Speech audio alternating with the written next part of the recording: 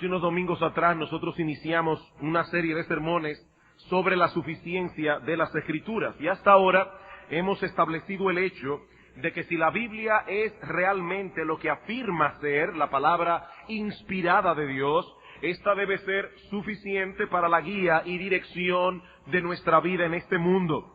Como bien señala nuestra confesión de fe, todo el consejo de Dios tocante a todas las cosas necesarias para su propia gloria, la salvación del hombre, la fe y la vida, está expresamente expuesto o necesariamente contenido en la Santa Escritura, a la cual nada ha de añadirse, ni por nueva revelación del Espíritu, ni por las tradiciones de los hombres.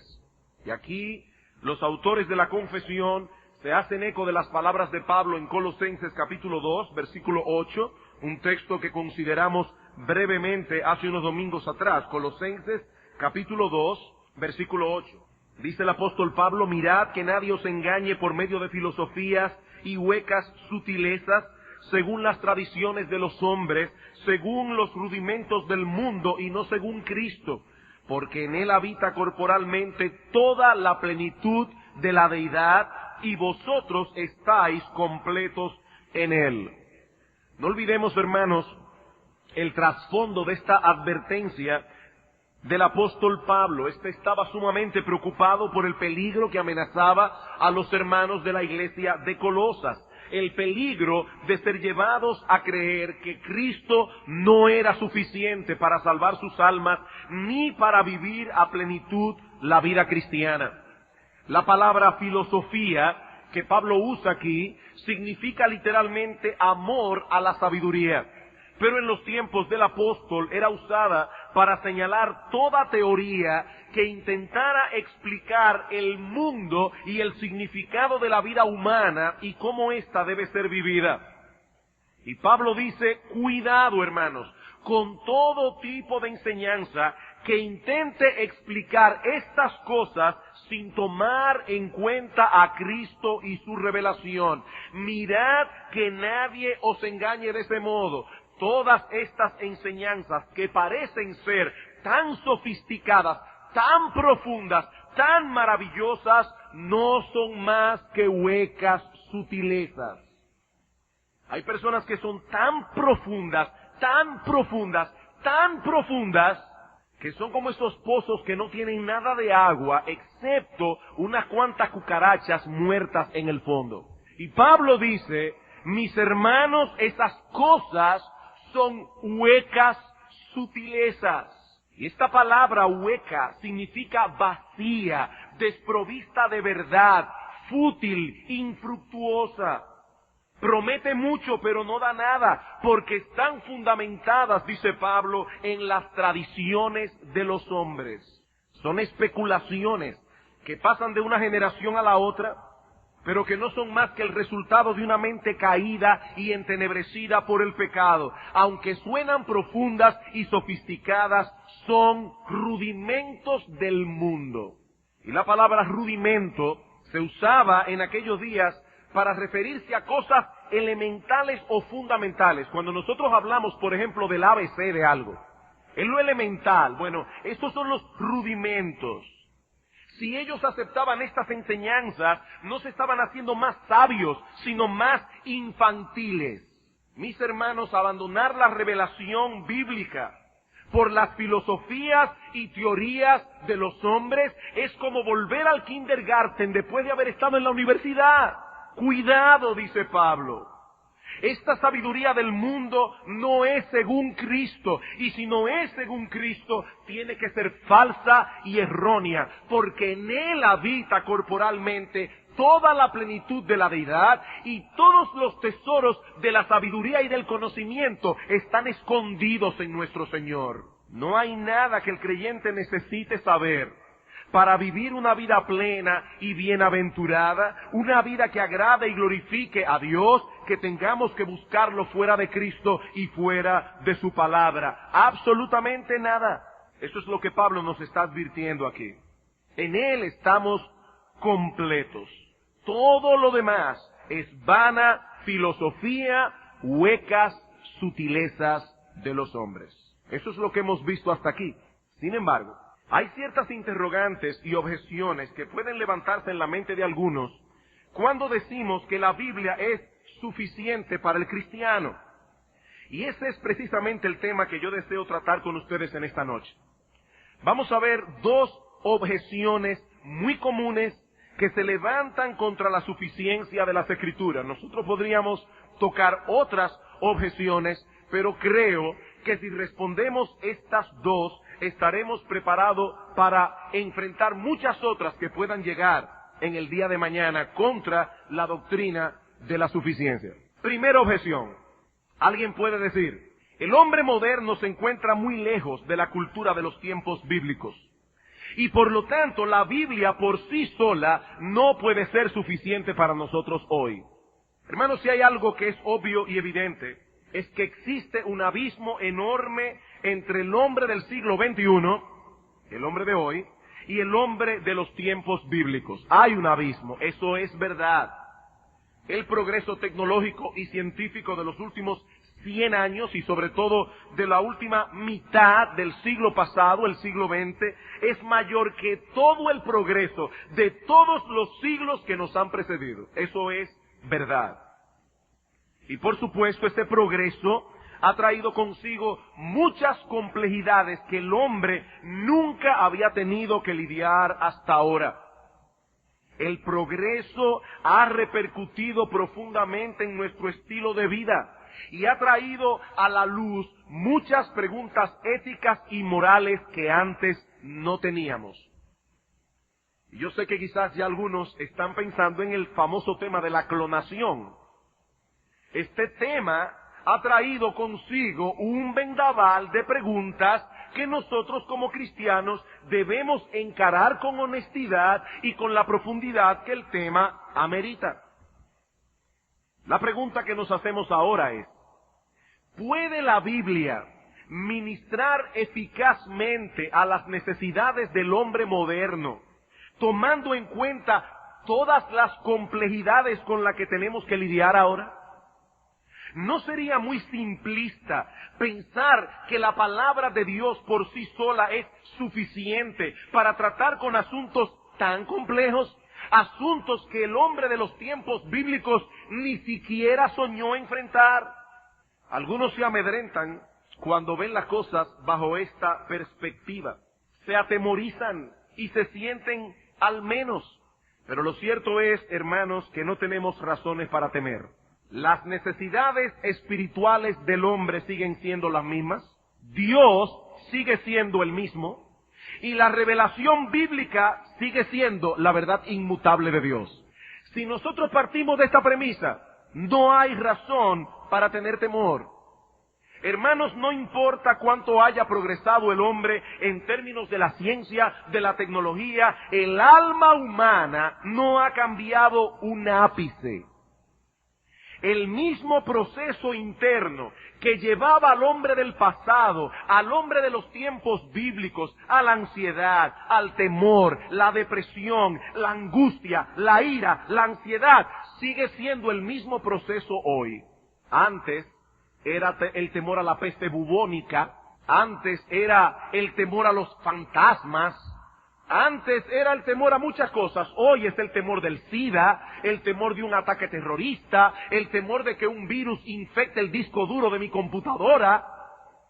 Pero hermanos, el proceso a través del cual el hombre se llena de temor, de angustia, de ansiedad, se deprime, se amarga, se aira, es exactamente el mismo. Si la Biblia es la revelación de Dios al hombre, debemos presuponer que Dios nos dio un libro que es relevante para todas las épocas.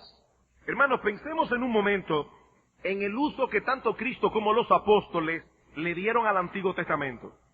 Y eso es interesante porque en los tiempos del Señor y de los apóstoles no dejan de ser diferentes de los tiempos del Antiguo Testamento en ciertos aspectos.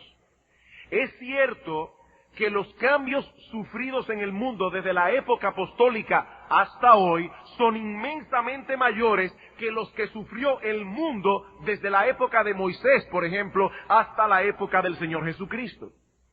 Pero aún así, no perdamos de vista, hermanos, que hay unos 1500 años de diferencia entre Moisés y el Señor. 1500 años de diferencia. Los cambios que fueron introducidos en el pensamiento humano con la aparición de los filósofos griegos del siglo VI antes de Cristo fueron comparativamente inmensos. Y su influencia en el hombre al que los apóstoles ministraron a través de toda Asia y Europa fue inmensa también. Sin embargo, vemos en el Nuevo Testamento que la base de la predicación de Cristo y de los apóstoles no era otra que el Antiguo Testamento. La Escritura era suficiente para ellos, lo fue para Cristo, lo fue para los apóstoles. Y fue refiriéndose mayormente a los escritos del Antiguo Testamento que el apóstol Pablo dice a Timoteo, en 2 Timoteo capítulo 3, versículo 16, toda la Escritura es inspirada por Dios y útil para enseñar, para redarguir, para corregir, para instruir en justicia, a fin de que el hombre de Dios sea perfecto, maduro, enteramente preparado para toda buena obra. Timoteo no tenía que hacer uso de Platón, ni de Aristóteles, ni de Sócrates para realizar efectivamente su labor pastoral. Él tenía la Biblia en sus manos y aunque era solo el Antiguo Testamento, eso era suficiente. Sin importar cuánto hubiese cambiado el pensamiento humano y cuánto se hubiese complicado la vida en los siglos anteriores. Mis hermanos, no nos atemoricemos por las complejidades de nuestro siglo. La Biblia sigue siendo suficiente para nosotros hoy, como lo fue el Antiguo Testamento para los hombres del Nuevo. No necesitamos nada más para tratar con las necesidades y problemas del alma. Las necesidades espirituales del hombre siguen siendo las mismas, Dios sigue siendo el mismo y la revelación bíblica sigue siendo la verdad inmutable de Dios. Y nosotros podemos decir, como el Señor Jesucristo, el cielo y la tierra pasarán, su palabra nunca pasará, nunca pasará. Segunda objeción, y aquí voy a detenerme un poco más. Algunos dicen, la Biblia no puede ser suficiente si no es exhaustiva. Si hay ciertas cosas importantes de la vida humana que la Biblia no toca. Voy a repetir la objeción para luego explicarla. La Biblia no puede ser suficiente, dicen algunos, porque no es exhaustiva. Hay temas importantes de la vida humana que la Biblia no toca. Antes de pasar a responder esta objeción, permítanme tomar unos breves minutos para explicarla. Esta objeción parte de una premisa, y es que para que un libro sea tomado como una autoridad en su campo, debe ser exhaustivo. Debe abordar directamente todos los detalles del asunto en cuestión. Por ejemplo, un libro de física no podría ser tomado como una autoridad en su campo si pasa por alto muchas de las leyes de la física. Lo mismo podríamos decir de un texto de biología que ni siquiera menciona el cuerpo humano. Libros así serían rechazados de inmediato, o al menos no serían tomados como una autoridad en sus ramas respectivas. El argumento entonces es que para tomar un libro como autoridad en su campo tiene que ser exhaustivo. Y ahora nos preguntamos, hermanos, ¿cumple la Biblia ese requisito?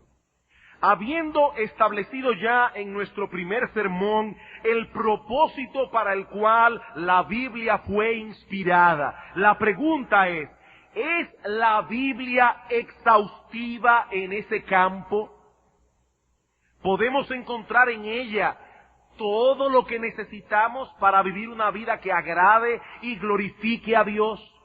Todo lo que necesitamos para el cuidado de nuestras almas, todo lo que necesitamos para saber cómo conducirnos en este mundo como esposos, como esposas, como padres, como hijos, como miembros de una iglesia, como miembros de la sociedad. ¿Es la Biblia suficiente? Algunas personas dicen francamente que no, y que es muy simplista pretender tratar con las complejidades del alma y con la conducta humana únicamente con la Biblia. La Biblia no habla, por ejemplo, del uso de la cocaína.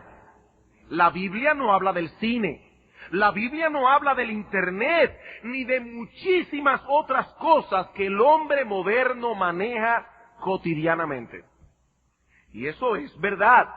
De hecho, si la palabra de Dios hubiese intentado cubrir explícitamente todos los detalles de doctrina y conducta que hubiese podido cubrir, mis hermanos, sería un libro tan voluminoso que no lo podríamos leer ni en 1000 años.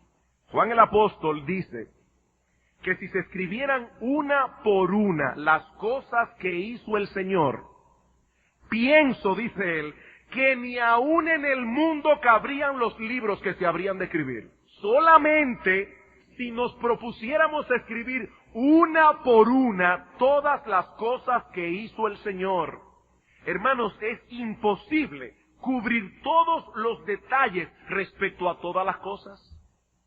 Ahora, yo me pregunto, ¿existe algún libro en cualquier otra cosa? Física, matemática, biología. ¿Existe algún libro que sea exhaustivo en el sentido en que estamos usando esta palabra aquí? Si lo que se requiere de un libro para ser una autoridad en su campo es que sea exhaustivo en esa forma, entonces ninguno sería autoritativo. Porque no existe, mis hermanos, un solo libro en todo el mundo que llene esa medida. Uno solo, en cualquier campo. Sea computadora, sea medicina, sea biología, sea física, matemática, no existe ningún libro en el mundo que cubra todos los detalles. Cuando nos acercamos al estudio de la palabra de Dios, buscando respuesta para alguna situación en particular, no siempre encontraremos todas las cosas desarrolladas en sus más ínfimos detalles.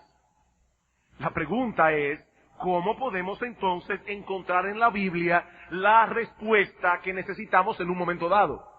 Buscando una de 4 cosas en referencia al asunto que nos inquieta. Buscando una de 4 cosas en referencia al asunto que nos inquieta. O un mandamiento, o una prohibición, o un principio general, o un ejemplo a seguir, que nos sirva de referencia. Veamos brevemente cada una de estas cosas. En primer lugar, debemos buscar en la Escritura a ver si hay algún mandamiento específico positivo respecto al asunto en cuestión. Hay algunas cosas que la palabra de Dios nos ordena hacer en una forma clara y precisa. Amad a vuestros enemigos. Bendecid a los que os maldicen, haced bien a los que os aborrecen, y orad por los que os ultrajan y os persiguen. Mis hermanos, estas no son meras sugerencias, son órdenes que vienen directamente de Dios a través de sus autores inspirados. Para saber cómo debemos reaccionar en medio de un conflicto donde alguien francamente se ha tornado en contra nuestra, no tenemos que confiar en los sentimientos de nuestro corazón. Cada vez que yo oigo a una gente decir, el Señor puso en mi corazón, yo me pongo a temblar. Me pongo a temblar, porque si hay una cosa engañosa, es el corazón. ¿Y quién ha dicho que nosotros tenemos que ver qué fue lo que el Señor puso en nuestro corazón? La Biblia, la palabra de Dios. Es allí donde tenemos que buscar la respuesta. ¿Qué dice Dios? ¿Qué dice Dios? Hay un problema con una persona que se ha volcado contra mí. Ha determinado hacerme mal. Mira, mi hermano, en la mayoría de los casos no hay ni siquiera que buscar consejo pastoral. Ama a tu enemigo. Hazle bien al que te aborrece. Ora por el que te ultraja y te persigue. No hay que saber griego para interpretar el texto. No hay que ser un teólogo. Eso está muy claro en la Escritura. ¿Qué debemos hacer? amar a nuestros enemigos, bendecir a los que nos maldicen, hacerle bien a los que nos aborrecen y orar por los que nos ultrajan y nos persiguen. La palabra de Dios nos dice claramente lo que debemos hacer en esta situación particular. Pero esos mandamientos de Dios no siempre son positivos. Así como se nos ordena hacer ciertas cosas en la Escritura, así también se prohíben otras. Y muchas personas nos dicen en el día de hoy que nosotros debemos evitar al máximo las prohibiciones, que debemos limitarnos casi exclusivamente a las cosas positivas. No enfatices tanto lo que no se debe hacer. Si tú le enseñas a la gente positivamente lo que deben hacer, lo otro será lógicamente deducido. Mis hermanos, esa no fue la forma como Dios trató con nosotros. Esa no es la forma como Dios trata con nosotros. De los 10 mandamientos del Decálogo, 8 son negativos y 2 son positivos. En 1 Corintios capítulo 13 aparecen 15 elementos o características del amor. 7 son positivos, 8 son negativos. Hay cosas que el amor hace, hay cosas que el amor deja de hacer, se priva de hacer. Así que no debemos tenerle temor a las prohibiciones, porque Dios hizo uso de ellas en su palabra. No paguéis a nadie mal por mal. No os venguéis vosotros mismos. No seáis vencidos de lo malo. Romanos capítulo 12, versículos 17, 19, 21. Y una vez más, hermanos, repito, no hay que saber griego para interpretar eso. No dejes que el pecado de otro te lleve a pecar a ti. Te hizo mal. Tu deber es hacerle bien y dejar el caso en las manos de Dios. Deja la venganza en sus manos. Él pagará. La venganza es del Señor. Cuando yo intento vengarme, me estoy robando algo que no me corresponde. Eso es un robo, hermanos. Porque la venganza es del Señor. Él es el dueño de la venganza. Me hizo mal. Bueno, ya tú sabes qué es lo que debes hacer, ya tú sabes qué es lo que no debes hacer. Y repito, mis hermanos, en la mayoría de los casos no hay ni que buscar consejo pastoral. Eso está claro en la Escritura, clarísimo en la Escritura, claro como la luz del día. Pero la Biblia no se limita a mandamientos para darnos a conocer la voluntad de Dios. En la Escritura encontramos también principios generales, de los cuales se pueden deducir enseñanzas que cubren un sinnúmero de aspectos de la vida humana. Por ejemplo, en Levítico capítulo 19, versículo 13, se prohíbe retener el salario de un jornalero. Y en Deuteronomio capítulo 25, versículo 4, se prohíbe poner bozal al buey que trilla. 2 mandamientos muy específicos que tratan con situaciones bien específicas.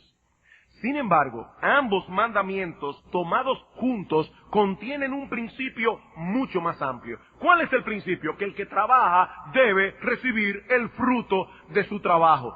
Es por esa razón que muchos siglos después, el apóstol Pablo no tuvo reparos en hacer uso de esta ley que habla de los bueyes para soportar su argumento de que el predicador del evangelio debe ser debidamente remunerado. El apóstol Pablo vio un principio más general envuelto en este mandamiento tan específico. Vamos a 1 Corintios por un momento, capítulo 9. 1 Corintios, capítulo 9, versículos 6 al 10. Dice Pablo, ¿o solo yo y Bernabé no tenemos derecho de no trabajar? ¿Quién fue jamás soldado a sus propias expensas? ¿Quién planta viña y no come de su fruto? ¿O quién apacienta el rebaño y no toma de la leche del rebaño? Y ahora se pregunta Pablo, ¿digo esto solo como hombre? ¿No dice esto también la ley? Porque en la ley de Moisés está escrito, no pondrás bozal al buey que trilla. ¿Tiene Dios cuidado de los bueyes o lo dice enteramente por nosotros? Pues por nosotros se escribió, porque con esperanza debe arar el que ara, y el que trilla con esperanza de recibir el fruto. La palabra griega que Reina Valera traduce como enteramente, puede ser traducida también como principalmente o ciertamente. Lo que Pablo está diciendo entonces es que detrás de esa ley que protegía a los bueyes había un principio general humanitario. Si perdemos de vista el principio, limitaremos también el alcance de la palabra de Dios. Es obvio que Pablo no veía el Antiguo Testamento irrelevante para nosotros. Vamos al principio, decía Pablo, vamos al principio. Y noten cómo Pablo aplica este principio de los bueyes a los predicadores del Evangelio. ¿Cuál es el problema de los fariseos en su interpretación de la ley? Que ellos eran incapaces de ver el espíritu detrás de la letra. Cuando ellos leían el sexto mandamiento, no matarás, ellos limitaban su alcance exclusivamente al acto de quitarle la vida al otro. Y por eso Cristo dice en Mateo capítulo 5, versículo 20 y 21 y 22, oísteis que fue dicho a los antiguos, no matarás, y cualquiera que matare será culpable de juicio, mas yo os digo que cualquiera que le diga necio a su hermano será culpable ante el concilio. Cualquiera que insulte a su hermano, que le diga racá, cabeza hueca, bueno para nada, será culpable ante el concilio. Lo que se prohíbe en el sexto mandamiento, dice el Señor, no es únicamente quitarle la vida al otro, sino que se prohíbe también el enojo pecaminoso. Se prohíbe también el dar riendas sueltas al enojo a través de palabras hirientes y denigrantes. Cosas todas que atentan contra la dignidad de ese hombre que fue creado a la imagen de Dios. Dios quiere que la vida humana sea protegida, que la vida humana sea cuidada a toda costa. Se cuenta la historia de que hace años atrás, muchos años, y no me recuerdo quién era el rey de España cuando eso sucedió, no sé si era Alfonso X, no recuerdo quién era. Pero el asunto es que la imagen del rey estaba acuñada en una moneda, y un general pierde una moneda que en realidad no valía mucho en cuanto a valor monetario. Sin embargo, él hizo que todos sus soldados se detuvieran y buscaran con antorchas esa moneda que se había perdido. Y cuando él supo que algunos lo estaban tildando de tacaño, si yo no recuerdo mal la historia, le dijo, no, a mí no me interesa la moneda. No es el valor económico de la moneda, es que en esa moneda está plasmada la imagen de mi rey, y yo no quiero que nadie la pise. Bueno, mis hermanos amados, el hombre lleva consigo impresa la imagen de Dios. ¡Ay de nosotros! Si nos atrevemos a denigrar o a atentar contra la vida de un ser humano, creyente o incrédulo, creado a la imagen de Dios. ¡Ay de nosotros! Por eso decía alguien que ni para sacarle brillo el hombre debía ser tratado como un par de zapatos. Ni para sacarle brillo. El hombre fue creado a la imagen de Dios. Y ese es el principio que está detrás del sexto mandamiento. La vida humana debe ser protegida, debe ser cuidada a toda costa. Cualquier acción o actitud que vaya en contra del deseo de Dios es una violación del sexto mandamiento. Es una violación del principio más general encerrado en el sexto mandamiento.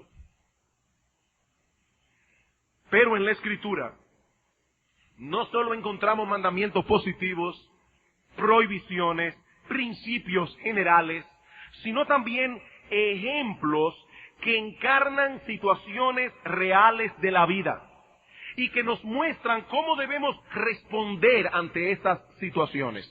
Pablo dice en Romanos capítulo 15, versículo 4, que las cosas que antes se escribieron, para nuestra enseñanza se escribieron. Y en 1 Corintios capítulo 10, versículo 11, refiriéndose a una escena, a un evento de la historia de Israel, dice Pablo, y estas cosas les acontecieron como ejemplo, y están escritas para amonestarnos a nosotros, a quienes hemos alcanzado los fines de los siglos.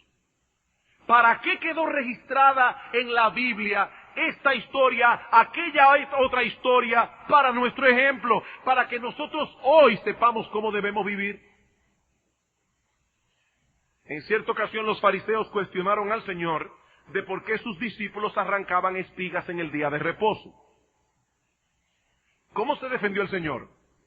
¿Buscando algún texto del Antiguo Testamento, alguna ley que dijera que era correcto arrancar espigas en el día de reposo? No.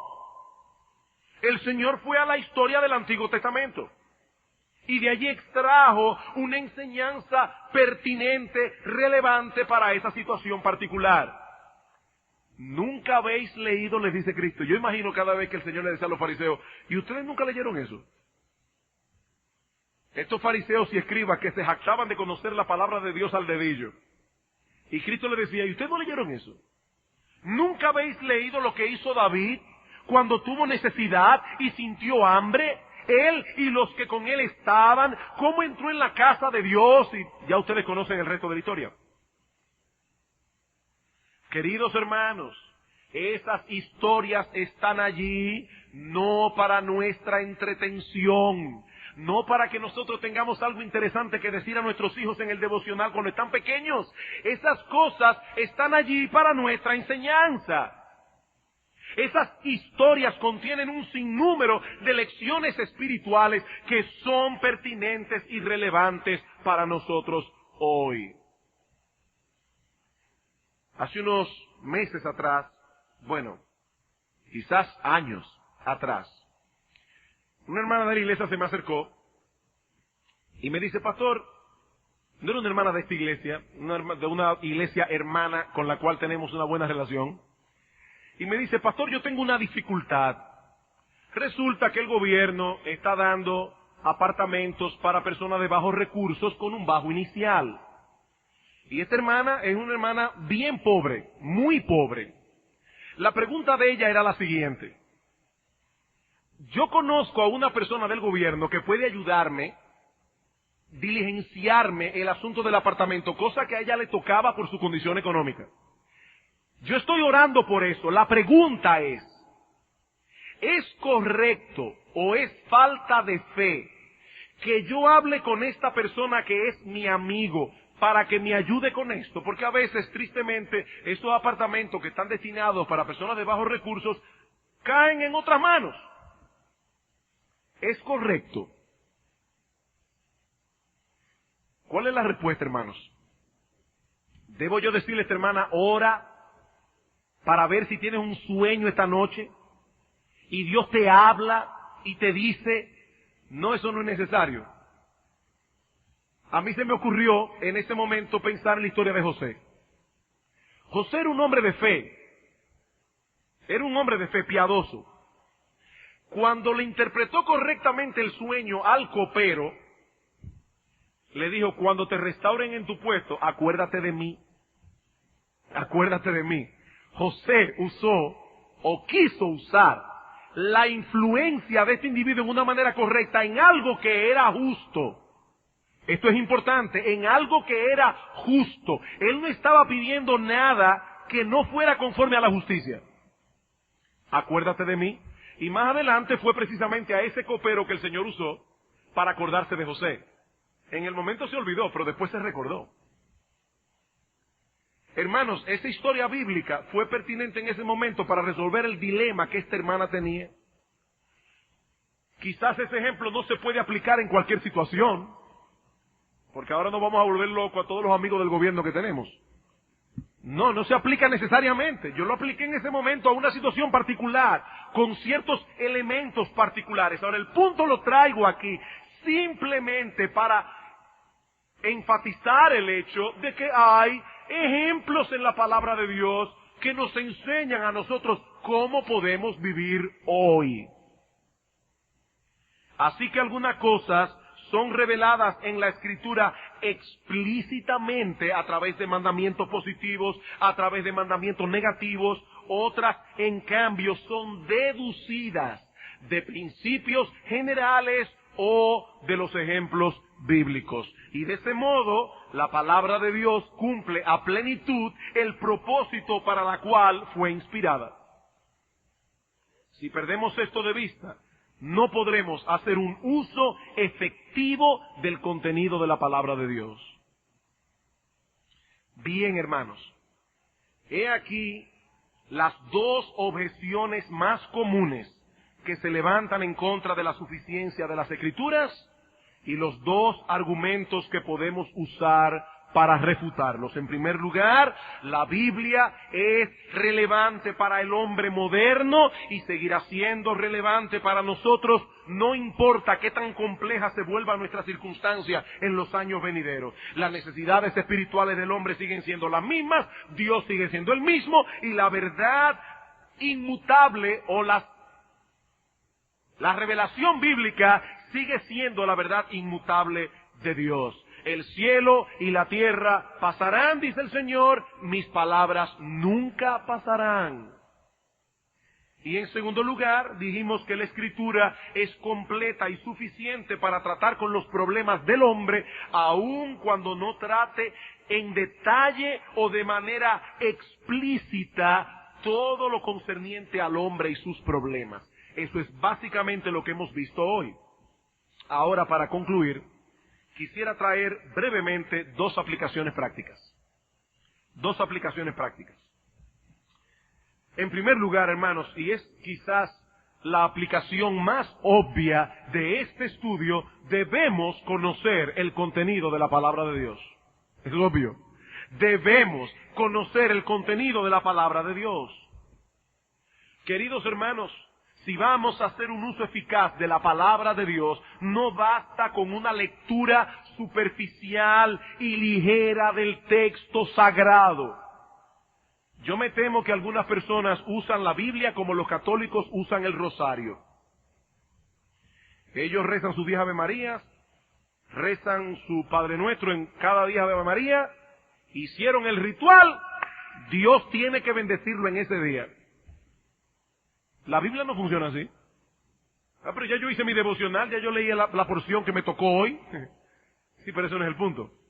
El punto no es que mis ojos se paseen por las letras de la Biblia. Ese no es el punto. Hermanos, como vimos hoy, no todo ha sido declarado explícitamente en las Escrituras. Si vamos a sacar provecho de ella, si vamos a encontrar respuesta en sus páginas, hay tres cosas que nosotros debemos hacer. Tres cosas para conocer la Biblia. En primer lugar, orar. Orar.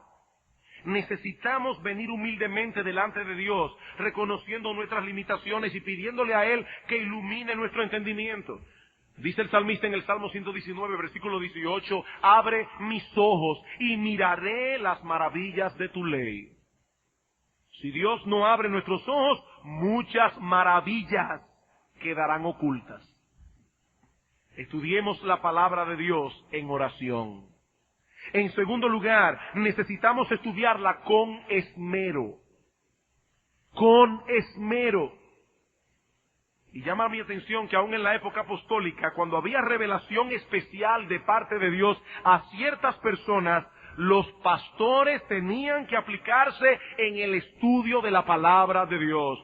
Timoteo, ocúpate en la lectura, la exhortación y la enseñanza. Timoteo, ocúpate en estas cosas. Timoteo, dale mente a lo que digo y el Señor te dará entendimiento en estas cosas. 2 Timoteo capítulo 2, versículo 7.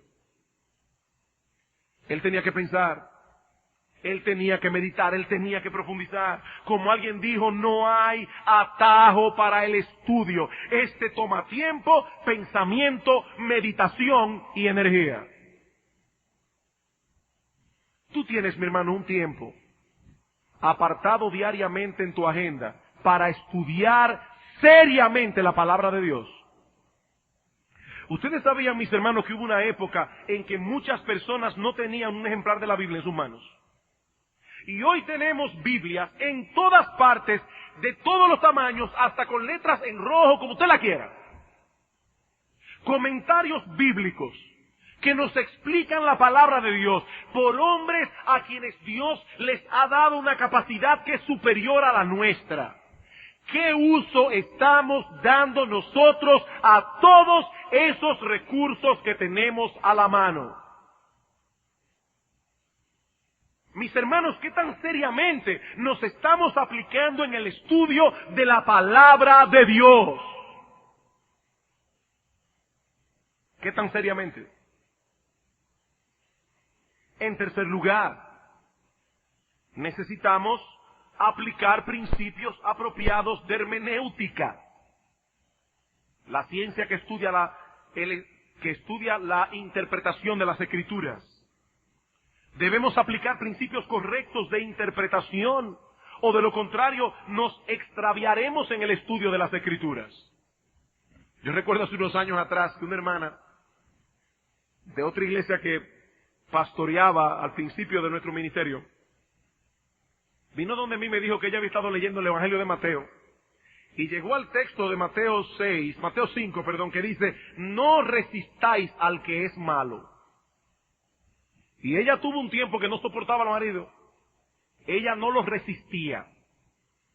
Pero resulta que lo que ese texto dice no es no soportes al malo, lo que está diciendo es que no le pongas resistencia.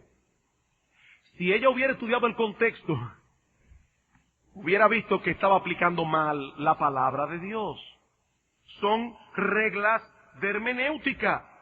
Debemos preguntarnos cuál es el tipo de literatura que estamos considerando. ¿Es prosa? ¿Es historia? ¿Es alegoría? ¿Es parábola?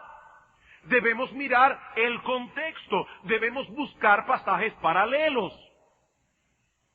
Hermano, yo no tengo tiempo ahora para dar una clase de hermenéutica, pero lo que el pastor Eduardo Saladín está haciendo los domingos en la mañana en la clase de escuela dominical es enseñando a la iglesia a hacer esto. A hacer esto.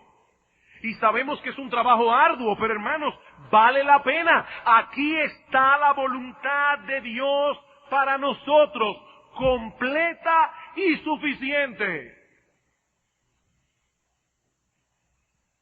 Si hay algo que un creyente no puede ignorar, es la palabra de Dios. Mira, mi hermano, tú puedes no saber cuál es la razón por la cual Estados Unidos quiere atacar a Irak. Tú puedes no saber cuál es el problema que subyace debajo de todo este conflicto de los Balcanes. Tú puedes vivir con eso. De verdad, no hay problema. Ojalá que puedas entender una serie de cosas que están pasando en el mundo. Pero escúchame, tú puedes vivir sin eso. Ahora, tú no puedes vivir una vida bienaventurada que agrade a Dios ignorando la palabra de Dios. Eso nadie puede hacerlo. Si hay algo que ni tú ni yo podemos ignorar, mi hermano, es la palabra de Dios.